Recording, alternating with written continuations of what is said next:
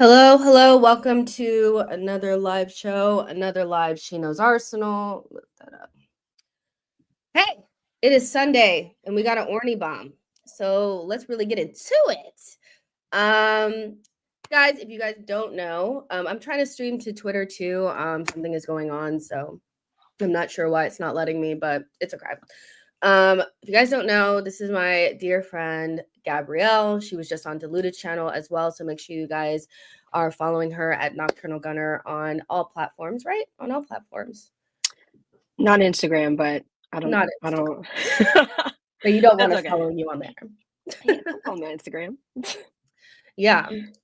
So make sure you guys are following her on there on Blue Sky and also on Twitter, X, whatever. I'm like scrambling trying to get this together. Like my brain is We're still rattled.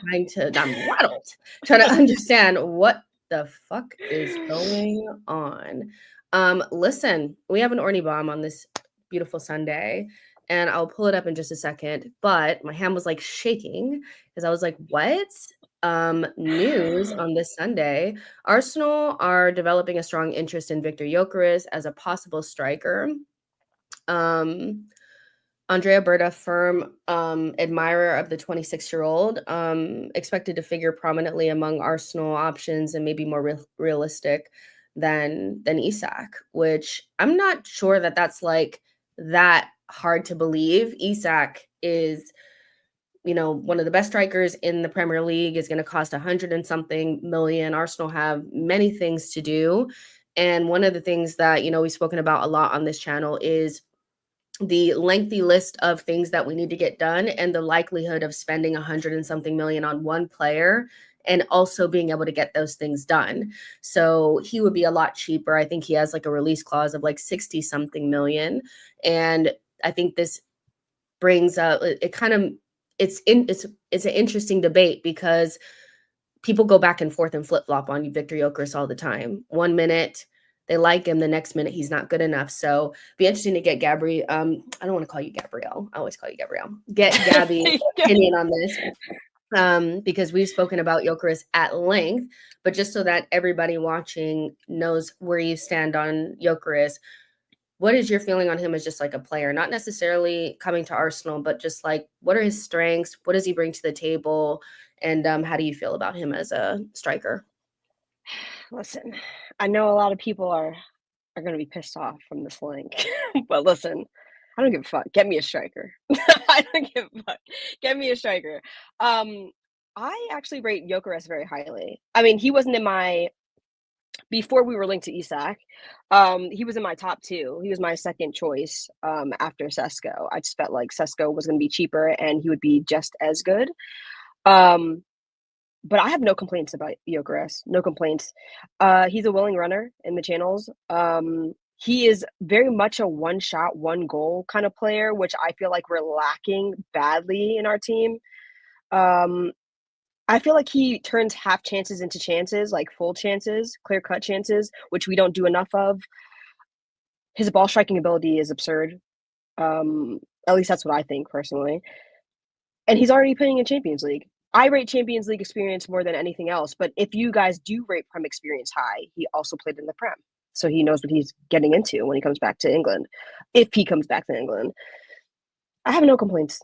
I have no complaints at all. I know that he's not the number one target. Most people want Isak, but spending 120 million on a player who might not be fit the whole season is not in my plans. If it was me, if I was Berta, I'm not doing that personally. You either get that number down or you go for someone else who's going to give you a full season. And that's all of that is hypothetical, by the way, because I still don't think we're getting Isak in the first place. If Newcastle get Champions League, we're not getting him. Yeah, no, for sure. I think even like the whole Champions League thing, it's like the reality is if I'm Isak, and me and Diluted had spoken about this, it was like Isak needs proof of concept of their project going in the right direction. And I feel like if they make Champions League, even if they don't and they just barely miss out, winning a trophy, I feel like will be enough for him to sign that new deal. I just don't see him making a move. I think Newcastle would dig their feet in as they should, dig their heels in because if you have a player of that level, why would you just let him go somewhere else? They're not obligated to sell him. He has enough years left on his deal where it's not just going to be Liverpool or Arsenal just walking up and saying, here, let me give you my little whatever 100 million. And no, it's not going to be that easy. And so we had spoken about this the other day, that there's Isak, which would be like the ideal situation, but Arsenal are going to have to start looking at that next level below, that next level below, of strikers. And as much as people don't like that, it's just the reality. And I'd prefer us going for somebody who is the complete opposite of what we already have. We don't need to go get some guy that's going to be dropping in and creating chances, and somebody who we're not quite sure has enough goals in them. We need somebody who's going to be in and around the box and willing to, get on the ends of crosses. And like you said, make half chances into chances. And he really does this. I do feel like there's going to be a huge divide in the fan base on whether or not they want this guy. I can already see it. I'll believe it when I see it. Guys, it's when Ornstein says something, it's pretty much like he's not saying it's done, but the reality is we probably will be going for him in some capacity. Like, it is Ornstein. So I feel like there's going to be a divide. On the other side, why do you think people are not as excited about Gyökeres? Like, what is it about him where they're just like, no, he's not the guy? You want me to be serious or unserious? Because I can say my unserious take. Yeah, both. Listen, y'all want a black striker, and we're not gonna get that. Oh my goodness! I'm gonna be real with y'all. Listen, that Ekitike links, the Isak link, we ain't getting neither of those players. We're not getting neither of those players. The Sesko links were steadily on us for so long, and they really tried in the summer to get him. They just couldn't convince him to leave because, well, Kai Havertz playing time. But I just feel like they're not looking for aesthetics. Like, it's as simple as that. I think a lot of people, especially online, people who are chronically online like us, they want the aesthetics. They want you to score goals and they want you to look good. But more importantly, they want you to look good. Gyokeres is not a sexy striker. He's not. Personally, I think he's done enough to warrant the big links. The top tier of teams should be going for him. They should have went for him last season. I just feel like a lot of people don't rate him. If you're looking at stats, I saw today, just after Ornstein did the bomb, people were like, well, he's had 30 goals or something this season, or 40 goals this season, and 17 of them were penalties. And I'm like, yeah, but he scored them all. You know what I mean? He scored. Goals are goals. Be for real. How many of you are actually confident when any of the players walk up that they're going to put it in the back of the net at the penalty spot? Let's be honest. Let's be real. I'm saying.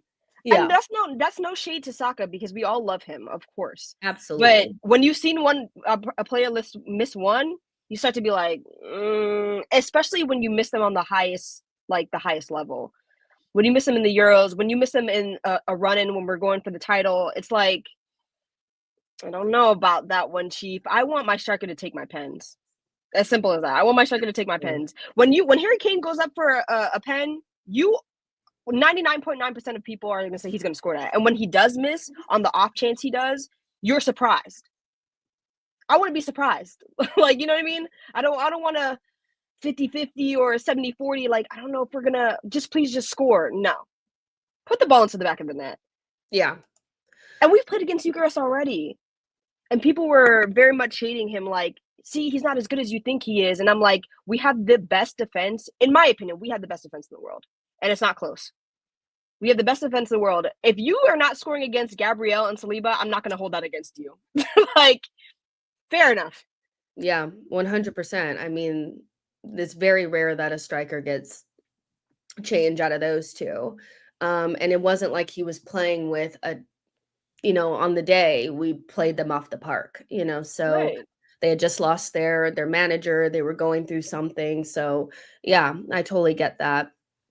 Some of the comments super interesting. Jado says he is overrated. Ash says we don't ever get pens though. Two all season is mad. Excuse me. I think we get enough. I do. Well, we could get more, but we get enough.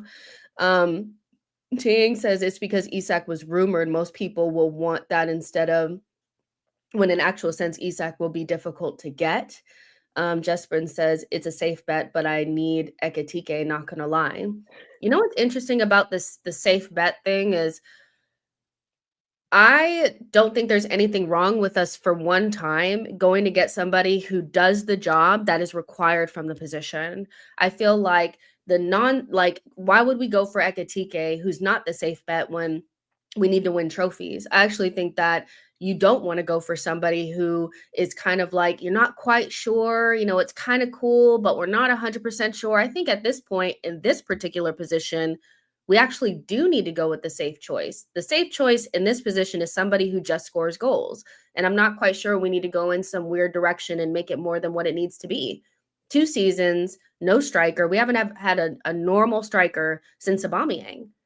So why not go for the safe choice at this stage? Is that such a bad thing? I mean, it's not a bad thing to me, but I think that a lot of people want what they know. They want what we haven't had a player like, I wasn't around when Robin van Persie was here, but we haven't had a player like him or just a bagsman since Aubameyang in a long time. Like before Aubameyang, it was a long time. We haven't had that. We always want to get the, people say the Thierry Henry regen. Like you want that. You want the player who's doing everything, which is why so many people like Jesus. I personally am not a fan of Jesus. And it's not just because he can't put the ball into the back of the net. I want my striker in the box. I don't want you everywhere creating for everyone else. Get your ass in the box, because we don't even get the Jamie Vardy's like fox in the box tap-ins. Like when we cross the ball and there's nobody there, I'm like, where's our striker at?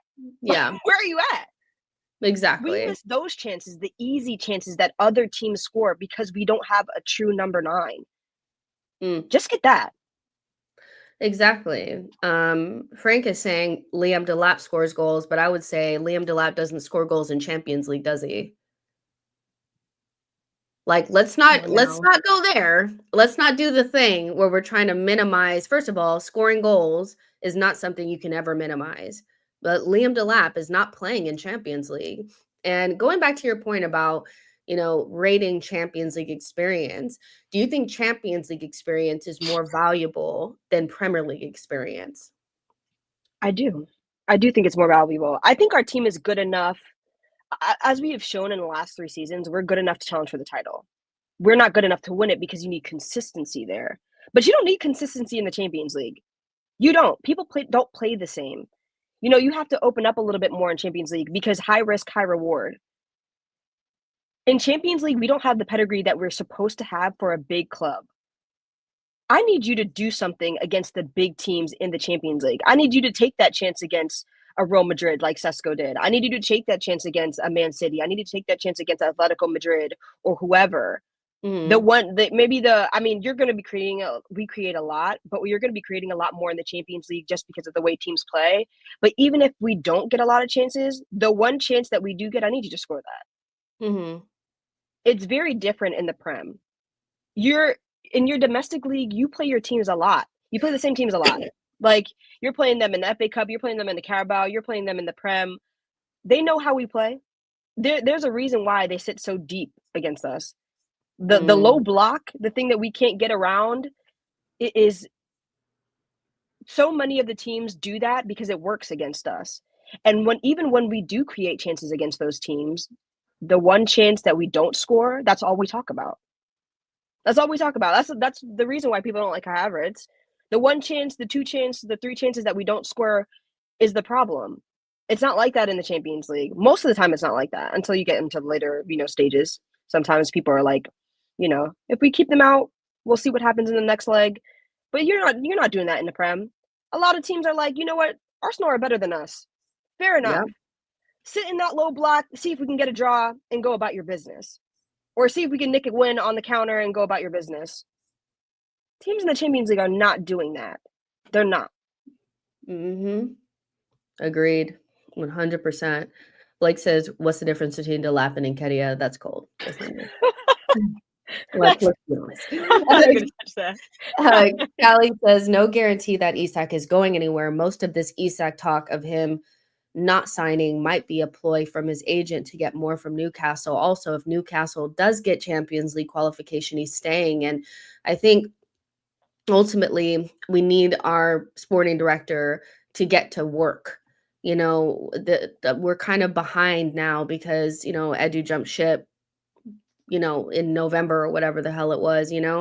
So whatever we're working on needs to kind of get going. You know how Arsenal are. They're not really like a last minute type of club. So I think what Berta might come in and do is say, and I would love for him to do this, is stop daydreaming about getting somebody that you're not going to get, take them off the list, and let's really get into the players that we can get. And yes, like going after somebody who probably doesn't have all the things that you want is not ideal, but that's the reality for 99% of clubs.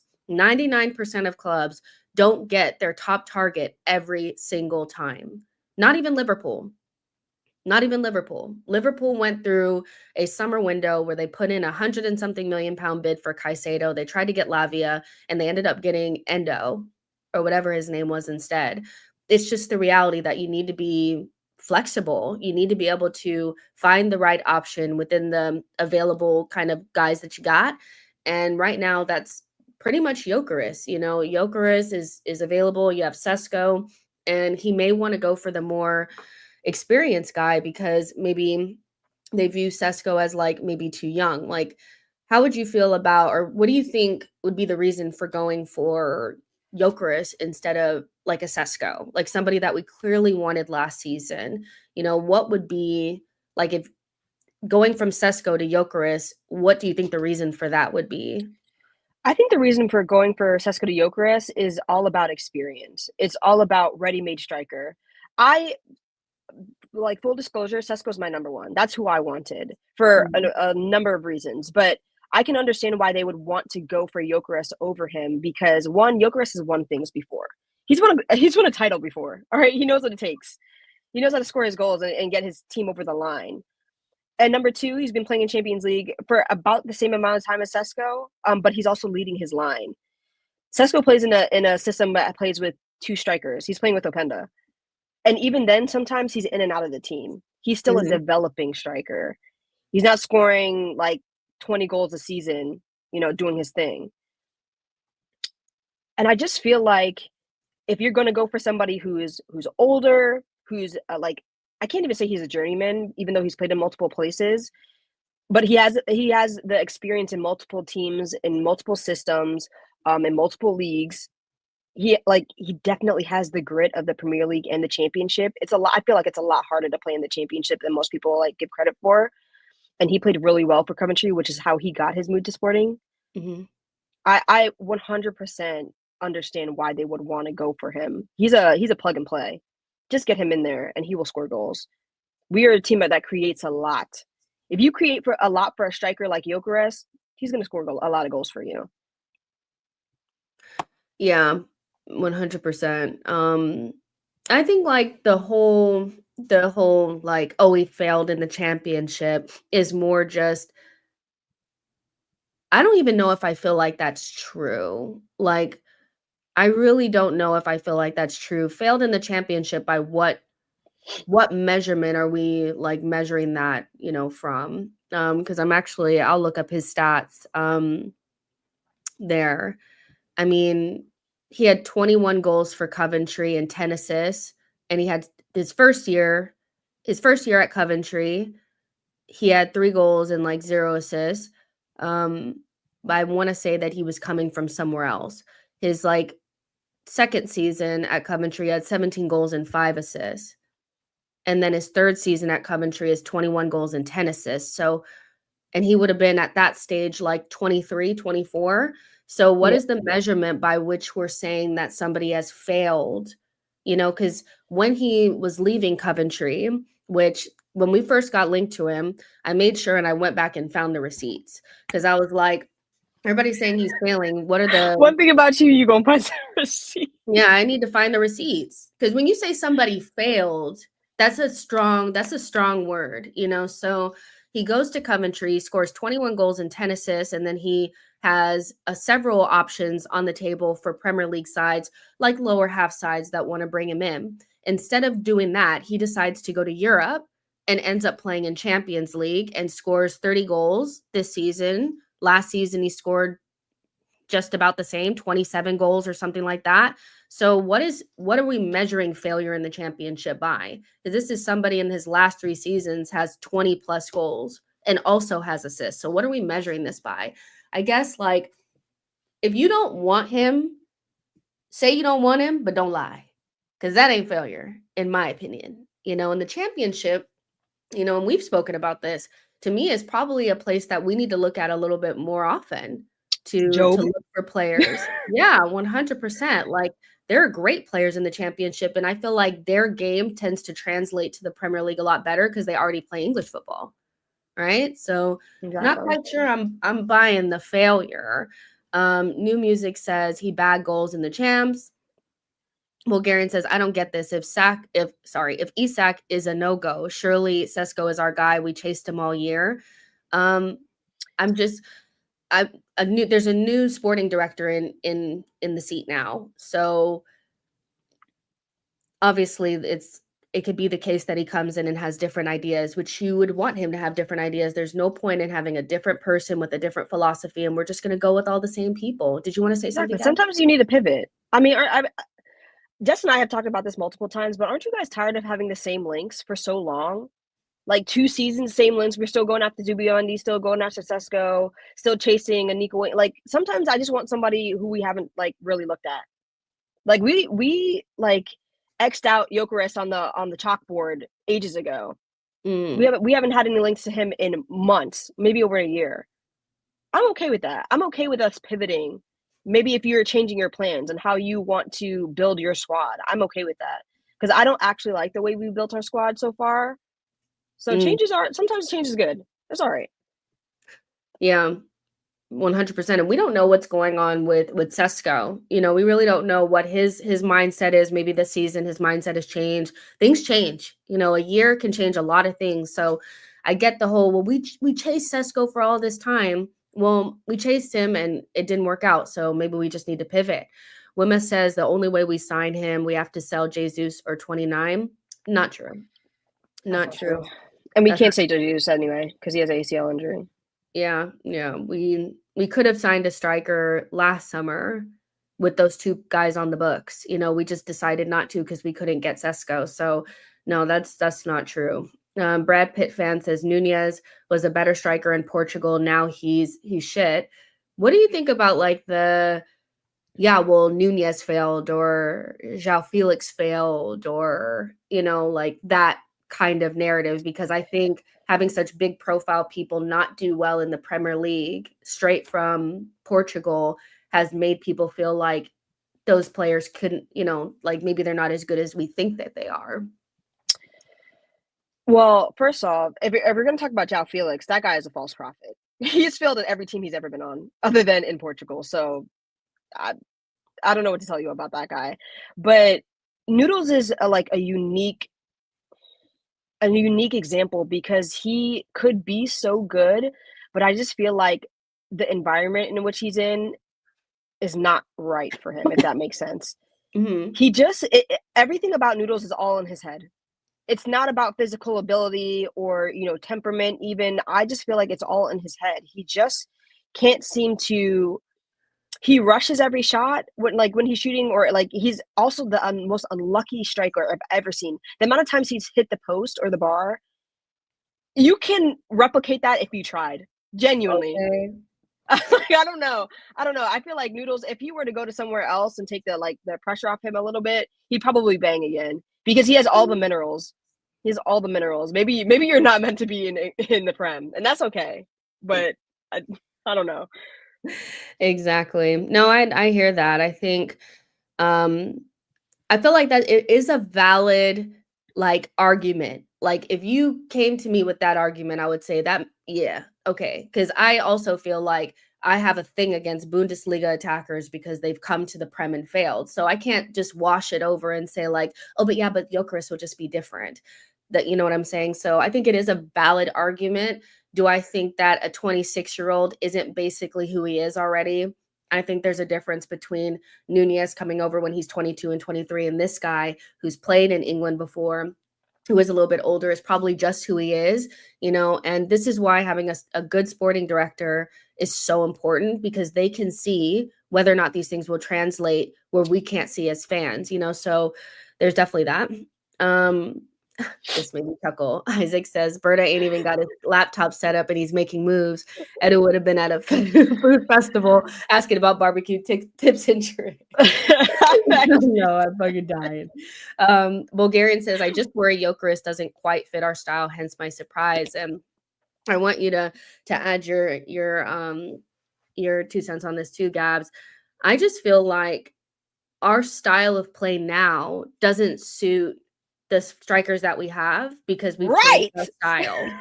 So it's, so we need to change our vision of what our striker is going to look like based on the fact that the type of midfield that we play with is a workhorse midfield. It's just different now. We don't play with this super inverted and the number 9 is dropping in and playing like a midfielder. We genuinely need a different type of winger and a different type of striker to support the changes that we've made in midfield that have been huge. They're huge. Having Declan Rice in there versus Xhaka is a big change. We also don't have Zinchenko playing like a midfielder. As much as we always have somebody inverted, it's just not the same. So I think we need a traditional more number 9, and we need a winger that creates, and that will solve a lot of our problems. Thoughts? I agree with you. I understand the worry about him not fitting our style, but I don't like our style. I don't like our style. I want us to tweak some things. You know what I'm saying? I don't like the fact that all of our creativity basically are coming from our wingbacks. I mean, our fullbacks. I don't like that. I want our midfields to create. I want our wingers to create for our striker. I don't want our striker dropping deep and collecting the ball and having everybody else run for. I don't like that. I want us to tweak a few things. And if we have to get people to force Mikel to tweak some things, then do that. Because I think that my criticism about Mikel in general is that he likes to reinvent the wheel sometimes. Sometimes not every day, you you know that meme, that tweet about I asked my landlord to raise my rent because I need to grind hard. That's Mikel. Why? Yeah. Why are you like this? Sometimes make things simple. You know what I mean? Just get a bagsman who can just put the ball into the back of the net. He doesn't have to do everything else. I just feel like that's the one thing that we're missing. And I think a lot of people agree that's the one thing that we're missing. We're just missing a bagsman. We scored 91 goals last season or something like that. The most goals we've ever scored, and we still didn't win the league. It's not about just scoring goals. It's about scoring goals in the moment that we need a goal, if that makes sense. The Aston Villa game is one of the games that I'll remember all the time. That one and the Fulham one. You can even put the Spurs one where we drew 2-2, because the amount of times that our system sets us up to press high and recollect the ball, and then we don't put the ball into the back of the net when we get that chance. We don't punish teams when they make a mistake, and we just need somebody to punish someone. That's what we need. Yeah, no, I totally agree with that. I think we're overthinking it. I think that Mikel has gotten so ingrained in this fan base where they feel like every position needs to be filled with somebody who does all these things outside of the thing. We can have, because we've spoken about this, we can have players that do multiple things. Declan Rice will always be kind of like a multi-purpose. Odegaard's a multi-purpose. I just think that the striker kind of just needs to be what it's meant to be, because everybody being a jack of all trades, especially because our striker options are not multifaceted. They're jacks of all trade, master of none. And that works when the system is really working, but when you need individual quality, it falls short.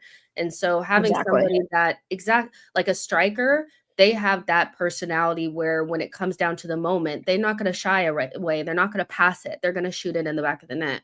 And I just think we're overthinking it just a little bit. Like he's not this, he's not that. He's literally a bagsman.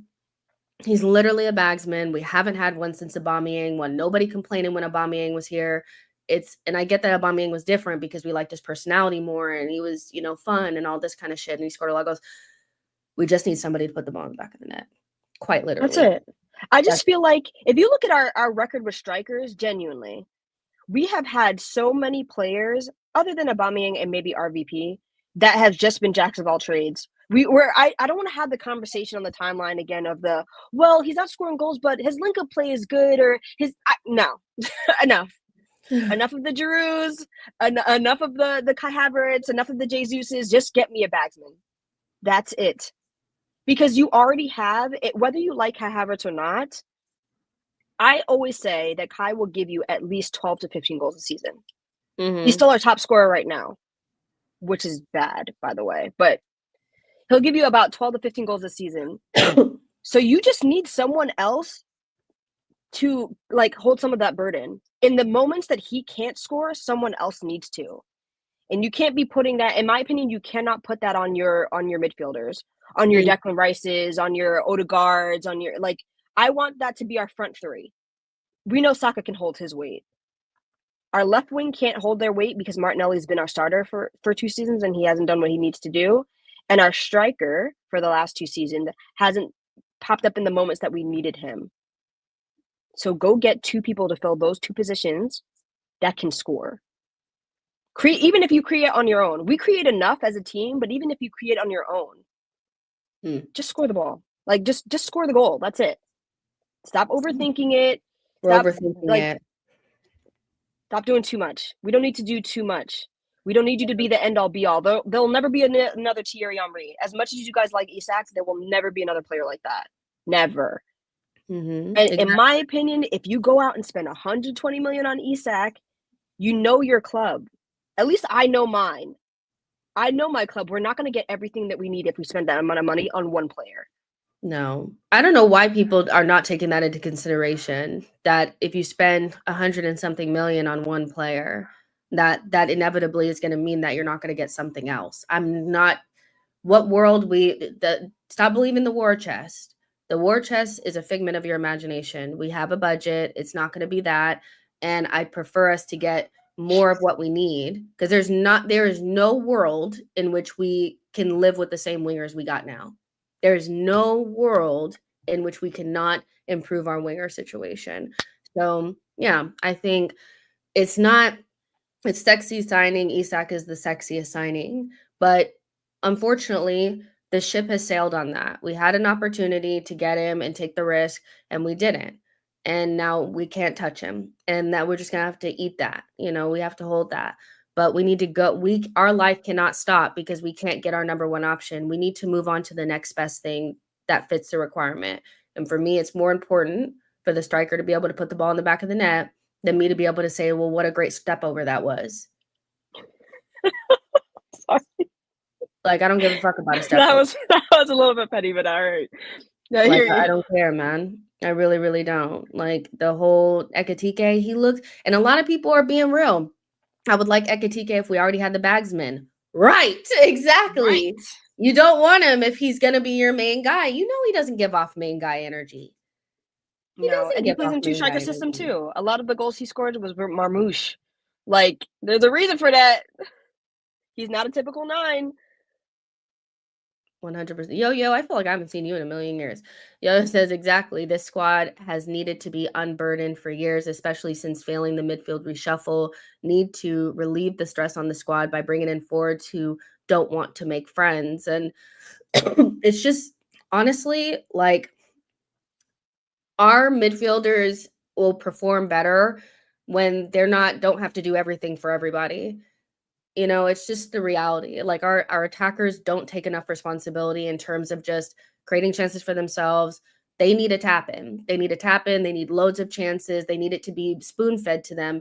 We need people that can solve problems so other people can just do their thing. And if we have this hardworking midfield, which I'm sorry, if we get Zubamendi and it's Odegaard and Rice, we have a workhorse midfield. We do not have 2 8s and a 10. We don't got 2 6s and a 10. We got 2 6s and an 8. So that is going to minimize the amount of just pure creation you're going to get from that group. Those attackers need to be able to create their own shit.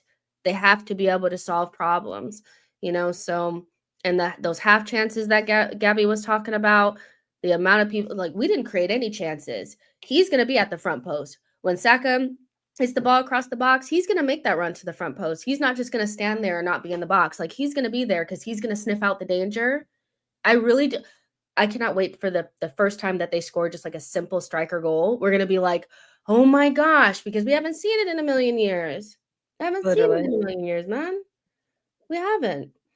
Frank says Gyökeres team lost 5-0. That's how much work he gave Arsenal. I mean, if you want to use this one game, fair enough. You know, I guess. You guys weren't saying this when he scored against City, but sure. I guess. You're coming up against us, and it's just a different vibe. Like, we were up for that game. They had just lost their manager. There was a lot of soft factors, and he still wasn't, as much as people said he was crap, he really wasn't. He was actually their best player, and it wasn't even close. So also the fact that I remember the chance that he had, the one chance where like the ball just comes to him before the halfway line, he just sprints at our defender, basically the length of the pitch, and shoots and hits the post. Like, if that had gone in, I don't think we'd be saying that. You know what I mean? Like, those are the, like, if you score something like that, you make something out of nothing. And that's what I want my striker to do. Make something out of nothing. Yeah, I agree. Blade says, I need an 8 that's better in the final third man. Shift Odegaard to left 8. I mean, I feel like we do need another attacker and type of midfielder. We'll see what we do after we get the striker and the winger and Zubamendi. I'm not sure we're going to have anything else to give after that. You still have the option to put in Ethan as well in right 8 and move Odegaard to the left too. I wouldn't mind that because I know that I trust Ethan, like, with my whole shit. Erock says shift Odegaard out of the club. It's not going to happen. Boy says Gyokeres looked proper good against us. It was basically him creating for himself. Callie says that's the key with Gyokeres. He can create something out of nothing. Exactly. Why did Jess have to cook Dawn like that? I don't know. I just felt like it. Sai says, no, dude, Gyokeres looked good despite his team. I think most of us watched the same game. We saw what the tea was like. I think if we played Gyokeres more than once, we would see him score at least one time against us, if not more than once. Like, he only got one time to play against us and probably their worst moment, you know? So it is what it is. But I see why people are not that excited about it because they've deluded themselves into thinking that we're getting, what's his name? We're not. We're not getting Isak. Definitely not. I mean, I just feel like if you think about it like this, when's the last time we've had like the scouting report or like the pre-match game like articles come out and people are worried about our striker? Never. Not for a while. Like, not for a while. Never. Like, not for a while. And that's the problem. I want people to be worried about, damn, I have to play Gyokeres this, like, you know what I'm saying? Like, you want them to be the way that people talk about Thierry Henry specifically. Defenders were thinking about him the night before, the whole week before. They couldn't sleep. That's what I want. I want you to be rattled, okay? Because if you have to be perfect for him not to score against you or create against you, that's what I want. I want you, if you're perfect against us and we don't score, fair enough. But if you're not, we're on your head tops. That goal is going to be on your head tops. That's what I want you to be thinking about. I want you guys to be rattled. And when you're rattled, as you can see with the Kivior sometimes, when you're rattled playing on that pitch, you tend to make more mistakes because you're thinking about not making a mistake. That's what I want. Yeah. Karubal says, even Nketiah scores 30 goals in the Portuguese league. I mean, you're not really doing that good of a job trying to make Gyokeres seem bad. Like, there's just too many arguments where he's just not, you know, he's really, really good. And people were saying that Nketiah was going to do something at Crystal Palace. And I know he scored in the FA Cup this past weekend, but he's genuinely been like not good at all. So, you know, it is what it is. Johnny says, that's my first option. I've seen Isak miss balls. Haven't seen Gyokeres do that yet, and he's half the price. We have to be realistic, guys. We have to be realistic. We're not going to get somebody for 100 and something million that's not even on the market. Victor says, we have such a snobby fan base. Imagine how we would react if we spent money on a wash Suarez like Atleti did. They ended up winning the league. Our fans would have a meltdown. I also said when we first got right. I remember when we first got word that Berta was going to come in. And the first thing I told you guys was get ready for some signings that are not going to pass the young team project vibe check. He is not building a team for the future. He's not known for going after just young players. Like, not everybody was old, but he's not afraid to bring in players that are in their prime. And I think Arsenal have been a little weary of bringing players in their prime because it has to bang. There's no wiggle room. You bring in somebody in their prime, they have to bang. And if they don't, you have to be able to get them out quick. And that's just not something that we've been able to do, So Berta, he said, I'm getting to work. Okay. I mean, who's the last big money move that we made? Other than Gyokeres that banged? Yeah, and was a prime age person too. Like Declan, I guess you can consider him at the time when we bought him was 24, was kind of prime, but that's kind of pre-prime. Still, prime age, ready to go. Probably, well, Thomas Partey is the last person that I can think of that was already 27 when we bought him. And then Aubameyang was probably the next person that I can think of that was on what we would consider older, but he was 28, or something like that. Santi was 4, 5, 6 years ago. Yeah, so we've done it before, but we've shied away from it, and I think it's just because they're not sure. If it doesn't work out, it's easier to sell younger players because we don't have the juice. We don't have the connections to get rid of somebody if it doesn't work. So let's look at Gyokeres' kind of stats or whatever. We're seeing lots of green bars, but I would expect you to see lots of green bars in the Portuguese league because we know what the T is with that. It's not a top 5 league. But I guess what I would be looking at is the shot creating actions, which is really high, which is something that we've been talking about, creating your own shit, creating your own situations. He's also not bad in terms of creation. His assist numbers are not bad for a striker. He takes a shit ton of shots, which I like. We don't take anywhere near enough shots. Non-penalty goals are high, even though he does take a lot of penalties himself. His pass completion is not bad. I'm sure he's not doing Kane-like creation, but he's not horrendous. His carries are really good. Having a striker that could carry the ball into space, I think is important for us. He's not rapid, but he's definitely, he did that to us, didn't he? He peeled off of the shoulder and was running into space, and then that's when he hit the bar, right? Yeah. So he looks good to me. What stands out to you? Listen, all them green bars. Green bars. I feel like definitely the shot creating actions and the shots. You and I have talked about this multiple times, but we need to shoot more. The reason why we're constantly lamenting on that one chance or those 2 chances that Kai Havertz doesn't make, or Odegaard or whoever, is because we don't shoot enough. Not every day take an extra touch and try to get the perfect goal. Just shoot the ball. Good things happen when you get in the box and shoot. You could get a deflection. It could be an own goal. You never know. But we don't get those enough. Not nearly enough. And I want my striker to take more shots. I want my striker to be selfish. I want you to be selfish. I want you to call for the ball and shoot the ball. That's what you should be doing. I want you to be upset when they don't give you the ball in a good position. That's what I want. Because you should be getting the ball. I want every defender to be worried about you. If you're getting doubled up 2-3 defenders on you, that means that you leave somebody else open. That could be, could get a tap in on the rebound or whatever. But you need that. Yeah. That's what I want. And that's what I'm looking at when I'm looking at his stats. I'm like, yeah, I want that. I don't think the progressive passes will matter that much for us because we tend to be a possession-based team. We're not carrying the ball that heavily, but on transitions, that's important because our transitional inevitability is horrendous. We need to fix that ASAP. Does he add to that then? He's somebody that can add that transitional inevitability? I think he does. I think that he's one of those players who wants to carry the ball as far as they can, even if there's nobody around him, like he did against us. Mhm. I'm gonna take you on regardless. Whether I get a shot away or it goes out for a corner or whatever, I'm leaving here with something. Like, and that's what I want.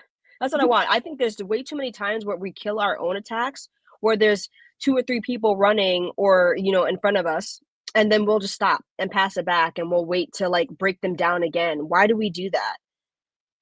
Take them on when they're less numbers. You have the numbers. Run into the box and get a shot away. You never know what happens. Stop looking for the perfect opportunity. Mm. She ate that. Exactly. Stop waiting for the perfect opportunity and just get shit done. Just get up there and take a fucking shot. Yo-Yo makes a good point saying that like his player comparisons will with regard to his profile and skill set would be more interesting in my opinion because stats matter little when playing in a different league in a different system. Well, you can look over there on the right. Kylian Mbappe, Miko We're linked to a lot of those Touzani, players on the right. We're linked to a lot of those players on the right. Vinicius Jr., Isak, and Boniface. Nico Jackson is on there. Marmouche is on there, right? Yeah, Marmouche is on there. Yeah. Lookman and Girl, you have Ekitike. your glasses on. How are you still squinting your eyes? Because it's so little. Okay, but yeah, I think I'm looking at that and I'm like, those are not bad player comparisons.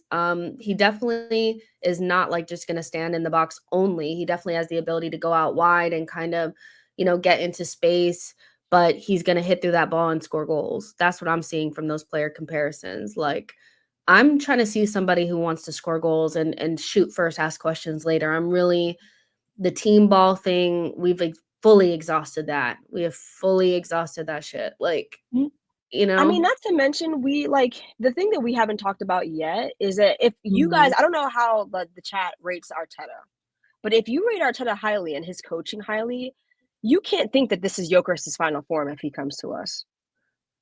Arteta is Ooh. gonna get his fingerprints all over that guy. You know what I mean? Like, he will coach him up to be something else too. At least Yeah, that's what I think. yeah. I mean, you would imagine, like, I think that's maybe the interesting part and maybe even the scary part about all of this is that Arteta hasn't had a striker since Aubameyang, really. The way he used Aubameyang was not my favorite, I'll be honest. I think he stunted him badly, but maybe he was just trying to figure out a way to use Lacazette and Aubameyang at the same time, so I'll give him that grace. We haven't seen Arteta with good attackers, like real attackers that scare people. He's been able to create a system that creates lots of chances at times and has been dangerous, but ultimately, like the individual parts are not enough. So, what can he do with somebody who is just going to make it shake? What will he do with a Gyokeres and a Nico Williams? What will that look like? I And would like to see it. I was just about to say that. I would like to see it. I would like to see it. We're so unserious. We're so unserious. Frank says Ethan is the only player I've seen shoot from outside the box at Arsenal. Bulgarian says if he can help us transform into a more dangerous side on the counter and make quicker transitions, great. I'd be a happy guy. And I do think our lack of inevitability on transition is underrated because we speak so much about struggling with low blocks, but it is a problem. We don't have any players that thrive in open spaces really and can make good decisions and have that ability to just hit it into the back of the net when he's on transition. Usually we have to pass it 5, 6 times and we slowed it down and it's over. So yeah, I think he helps with that. In terms of the deep blocks, I don't think we will be able to know that until we see it. We come up against some of the nastiest mid and deep low blocks. Very messy. Even And Isak by the can way, get it we now. still get some good chances against those deep blocks. We just don't score those chances often enough. Yeah, 100%. Because we can't even say with certainty with Isak that we know what he'd be like against deep blocks because Newcastle don't play against the deep blocks. So it's all guesswork in terms of who's going to help us in that way. But in terms of what their skill set is in their own team, we can definitely see, what they offer. Yoda says my preference for Kai and Marino up front over Leo and Martinelli says that we need the preference for Kai and Marino up front over Leo and Martinelli says that we need a physical focal point who can operate aerially. I'm not sure about his like aerial ability. What do you think? Do you think that's something that is like, it's not the best? When you Isak's said, "What do you aerial think?" All ability I could think about was, "What do you mean by that?" I don't know how many, like, I watched Gyökeres a lot, but I don't know how many headies he actually scored. He's not short by any, like, figment of the imagination, though. I think he's, like 6'0", like 6 feet, like 6'1". Yeah, he's not short. He's not short. I just think that he prefers to not be, like, big man, get the header on the ball, knock it down for someone else, and then go. And also we don't really play like that. Sometimes it depends on the game. We'll tactically set up like that with Kai. But mostly the ball is on the ground. So I don't know. Maybe that's something that he is not great at. But I wouldn't be surprised if he's just okay at it. I feel like lone strikers tend to be good at holding up the ball, even aerially, if that makes sense. I don't he's not about to get bullied. You know, if Yeah. you pass the ball into him, he's gonna be able to hold it up and get it to somebody You won't be else. a Peter Crouch, but you'll be all right. Yeah, we'll make it. We'll be fine. This was actually a really good comment from Jet Next Door. Arteta's greatest strength is also his greatest weakness, his coaching. What he has got right with Saka, he's used basically to destroy Martinelli. And so I agree. how does he keep the rawness and the inevitability and the element of surprise and that natural, like, kind of, that natural thing that attackers have, like that, that healthy randomness? How does he keep that and also coach their best aspects into better things and not squash them and try to make him into something else? Don't make Gyökeres into something else. Let him be Right. what it is and make that better. I definitely agree with that. Isaac says we lack players that can get the ball in their half and drive it to the opponent's box. It will switch up the attack so much. I know you agree with that. Of course I agree with that. Of course I do. I Yeah. mean, there's we talk about I talk about Kai a lot. I think all of his coaches rate him highly, and I rate him highly too. He's just not the end all be all for strikers, of course. But I think that a lot of the times when we're playing against low blocks, he tends to be open because people don't worry about him. They're like, he'll probably miss the chance that he gets. You know what I mean? If that makes sense. Like, they're more worried about, there's a reason why they double up on Saka. There's a reason why they double and triple team up on him. There's a reason why they're constantly worried about our fullbacks, where they're worried about Odegaard. Our striker tends to be drifting, open most of the time. And I feel like if Gyökeres is there, you're kind of like, yeah, you can't leave him open because he's going to take a shot. Whether that hits the target or not, he's going to take a shot. We don't want that. 100%. The Eddie says, I really believe Kai will get dropped to, and we will be false 9, number 10, and Odegaard normal role. We will do the invert on the left. Kai's role will be to be determined, I think. Yeah. Yeah. I've I don't. actually had an argument about this recently, because the guys on the SDS show, which is what I'm on normally, the Trentland Plantain show, is they fully think that Kai is going to be starting, whether we get a new striker or not. He's going to be starting. So if he's not starting at striker, where is he going to be starting? He's probably going to be starting in the left 8. I think that if Arteta wanted to move Odegaard to the left 8, he would have done it already. Do I think Odegaard should be in the left 8? I actually do personally, but I think that he's not gonna drop him to the bench. But I also think that depends on what happens in the summer. If you don't go out, I think we'll go and get a Zubamendi. But let's say like the market predicts, like the market changes and we don't get Zubamendi, he goes to Real Madrid or wherever, and we go get someone else, a Bruno G, a Wharton, whoever else, somebody to play in that spot. I don't think Kai's playing there. I don't think you can play him there. I think you're going to play your midfielders that you just bought. And like, obviously, Odegaard is not going to get dropped. That's our captain. He's the teacher's pet. He's never ever going to get dropped. And Declan Rice is going to be playing in there somewhere. Those 2 spots are already taken. We're not changing our system, even though I think we should tweak it a little bit. I think Arteta is a little bit too stubborn to do that. So you only got 1 spot left in that midfield. And if you're going to buy a striker who is not Sesko or an Ekitike, someone who is a developing player who could be on the bench, listen, Kai may go on the bench. He may. I don't see it personally, but I think if you go get a striker, you go get a winger, and you go get somebody who should be a starter in our midfield, we may have to, swap some things out. We'll see. Nick, thank you so much for your super chat. Says both 21 Sesko and 26 Gyokeres are great ages. Both or none. Then hand me my meds. Okay. What do you mean by that? What do you mean by that? Yeah, I don't mind the ages. I don't think there's a big problem with the age thing. I think we're obsessed with being young so that there's less pressure, but we are fully beyond this whole idea that we need to be the youngest team. So we just need And to it's not grow up just a little bit. either. We're obsessed with Prem experience because there's a lot of us who didn't want Isak when he was at Sociedad. All right, when you come to the Prem, the lights are brighter and everyone says this guy is the best player in the world. You can have 1 or 2 good seasons in the Prem, and that's it. Yeah, I agree. I agree with this. John P says Havertz is going to be a great bench and rotation option. Not worried about it. Not worried about Odegaard and Wanyeri Saka sharing 2 positions either. I think a lot of things get smoothed out when we have players that can put the ball in the back of the net easily and takes a little bit of pressure off of everyone else, including Kai Havertz. I think you like Kai a lot more when you don't expect him to be something that he's not. And I think with a lot of our players, we're expecting them to be something that they're not. And when they don't live up to it, it's just like, oh my God, and it's like, yeah, but that's not what they're meant to be. Anyways, Bulgarian says Martinelli has hit a wall. He's failed to develop his game and go to another level. The lad can't beat his man. I won't do my Martinelli rhetoric today.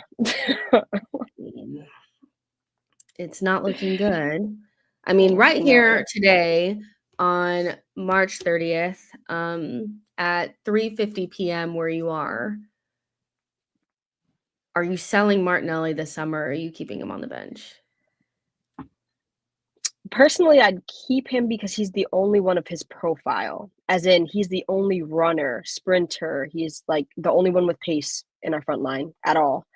But if you had to sell a big target, and you obviously cannot sell Jesus, you can't. I don't think they're going to sell Kai, and we absolutely would never sell Saka. So he'd be the one I sell because you're not getting as much money for Trossard as you are for him, and Trossard has good production. Personally, he may be frustrating, but Trossard for a bench player has been very good for us. He just shouldn't have been starting as much as he's been starting, which is why I would sell Martinelli. Yeah, no, I think you make a lot of sense there. It's like, unless somebody offers you something that you're not going to get ever again for Martinelli, I think it's okay for him to be on the bench. It might help him as well, not being the main person and coming off of the bench against tired legs and, that kind of stuff. That feels like more of his station at the minute, than being like the starter. Now with Trossard, it's like adding Nico Williams to a Trossard and Saka and Martinelli is still not as good as I would want it to be, but it's better than what we've had. So Ash says Semenyo is a big no. He has cheeks. You said it, not me. You said it, not me. I don't believe in that guy. Sorry. 70 million for that? No, please. I don't like it. I'm not in it. I'm not doing it. Burmy says, hey, gals, so if we get Gyokeres, who would be a good left wing to complement him and Saka? You have the floor. Nico Williams, 100% Nico Williams. To be fair, there's not, Jess and I have talked about this a lot. There's not a lot of people that I would get there's not a lot of targets in the left winger market right now that I would be looking at. It's extremely frustrating. Like, I can understand why the club granted, they have much more resources than I do. They have scouts that do this every day, all day. But at this point, even now, I'm rethinking, if you're not getting the best of the best, like, like the Vinny Juniors, like Rodrigo's type of players, like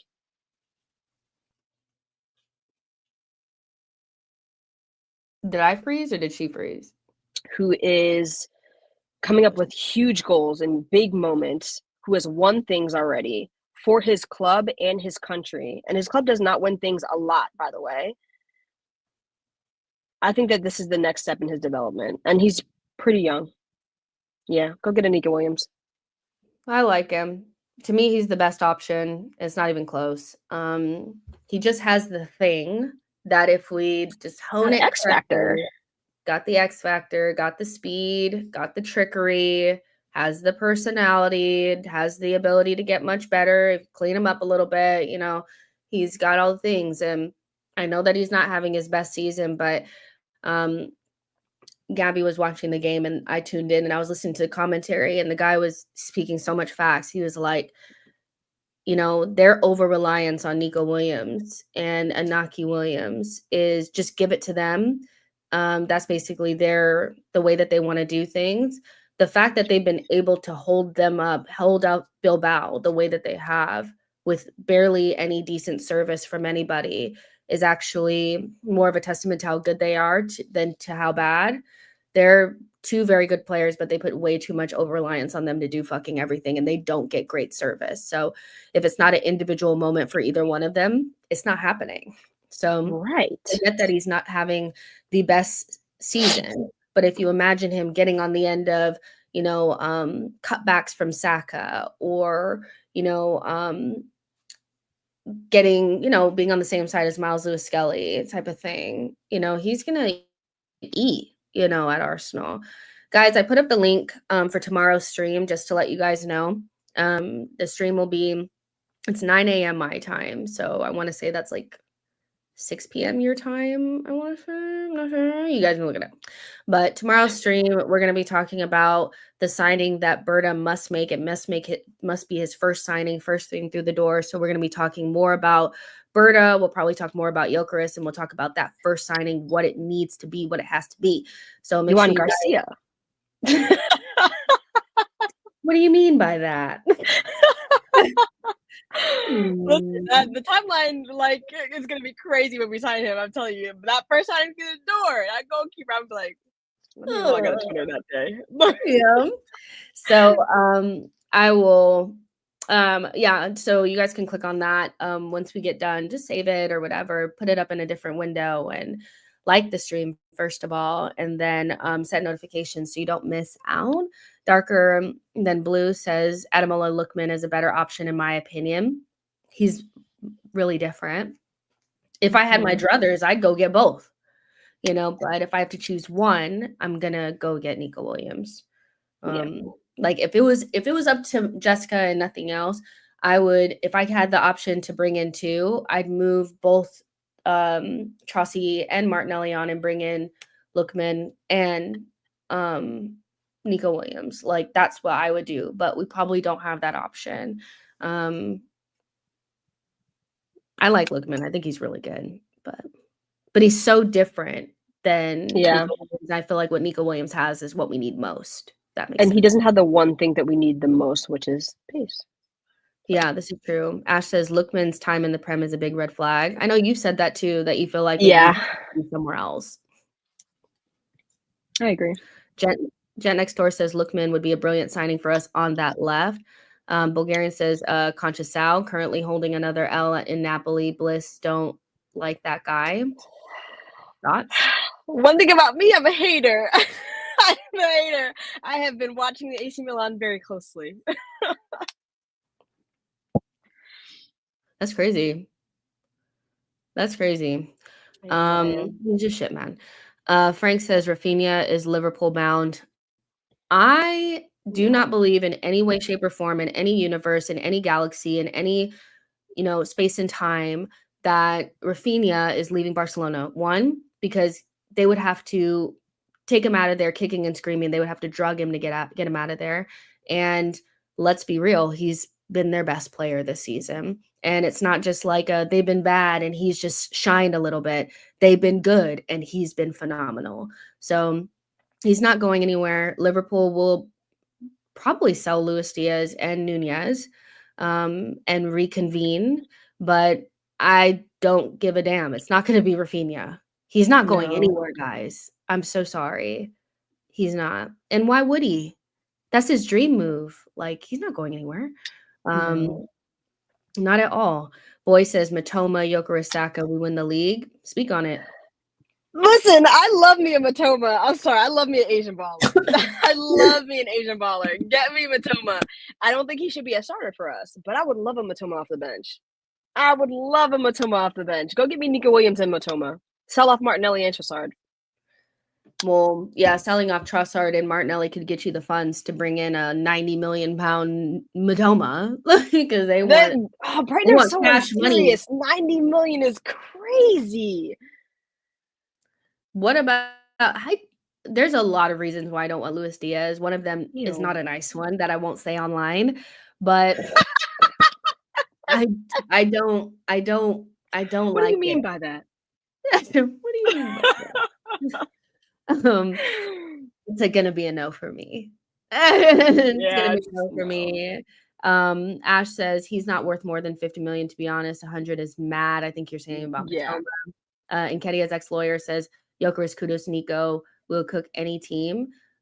Where's Saka in that? So go ahead. This Kudus thing that I'm assuming you're putting Kudus in left, like center mid. And I've already seen in Saka's place. Yeah, I'm not even gonna entertain that. But I've already seen like Kudus to like Saudi, or I've already seen links to that, and I honestly think he wants out of West Ham, so I wouldn't be surprised. Yeah. Sai says I love Matoma, but Brighton and transfers. I mean, it's like, do you want to go back to the old enemy and deal with Tony Bloom and them saying that we're embarrassing for not putting in more than 80 million? Like, it's just you're not going to ever get Matoma out of there. You're never getting him out of there, are you? Berta will more than likely bring Cunha to Arsenal. He signed him at Atleti, a front three of Saka, Gyökeres, and Cunha as a statement. So immediately no. Here's my thought on the Cunha thing. Cunha to me cannot be a striker signing, like just our number 9 signing, and he also can't be our left wing signing. He is a fill-in and a different option for the number 10, the number 9, and left wing, but he's not going to be somebody that, to me, would replace what we need in Nico Williams or what we need in Gyökeres, because we need those two positions to be what they're just meant to be. Cunha would be an extra. Spending 70 million on an extra player when, to be honest, that's the role that Kai will end up playing, at 9 and the number 10. I just feel like if you don't have Kai Havertz, you can do something like that with Cunha, because I feel like they fill the same void. But as your number 9 signing or your number 1 left wing signing, it's not hitting. He's somebody that I'd like to bring in off of the bench. Like, you take out one of our DMs, you stick Rice at the back, you put in DM, you put him right next to Gyokeres, and we just have 4 attackers going, but not as a marquee signing for any of the starting positions, I'll be honest. I know you're not a Cunha person. No. I don't, first of all, I don't like players who talk too much. Stop talking. You just signed Cunha's attitude is awful. You just signed a new contract. You quite literally just signed a new contract, and now you're talking about, I want to win titles. Why did you sign a new contract then? Stop talking. You had your chance to get out of there this summer, and you basically fucked yourself. Like, no. I'm good. Also, I'm good on Brazilians in general right now. They're stinking like shit. Unless you're a defender or a midfielder, maybe. I don't want you. Yeah, for sure. Yeah, guys, we'll have plenty of time to talk about this stuff tomorrow, because I need to get my day going. This just kind of came out of nowhere, so I want to make sure we did a little stream on it. Make sure you guys, like I said, click that link, like that stream right off rip, and then set up your notifications so you don't miss out, because we'll be talking about Berta again. And Gabby, can you let everybody know where they can find you? I'm glitching. Yes, you can find me on Twitter and Blue Sky at Nocturnal Runner. And on the Shirtless Plantain show, because I'm on there every week. I was muted. Make sure you guys are Following Shirtless Plantain Show. Check out Gabby. Check out that podcast. It's really, really good. She also did a show with Diluted where you guys talked about like who you get rid of, right? And who you bring in. Yeah. Yeah. Who to bring, who to get rid of. Yep. Check that out as well. And yeah, we'll see you guys in the next one. Like and subscribe. And thank you guys so much for joining randomly. And I'll talk to you guys tomorrow. Bye, y'all.